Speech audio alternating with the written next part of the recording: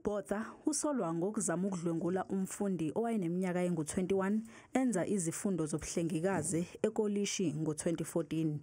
Lesi sigameko senzeka eminyakeni emihlanu ngaphambi kokuthi uBotha adlwengule abulale umkhwetshana.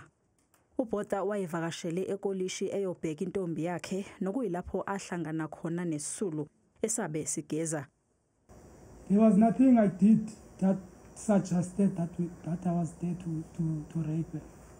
And here you are touching her, whatever you were doing on her face or on her head.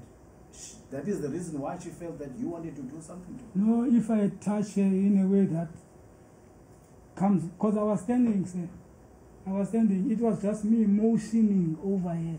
I was standing like this, but I was looking away at that time. Isisulu savula icala lokuzama ukudlwengula. uBotha waboshwa wadedelwa ngebheyili. Uthi emva kokubona ukuthi usendaweni engafanele washaya wachitha. So since I knew, or I thought since she knew who I was, let me rather go back to avoid any awkwardness that might arise because of this encounter later.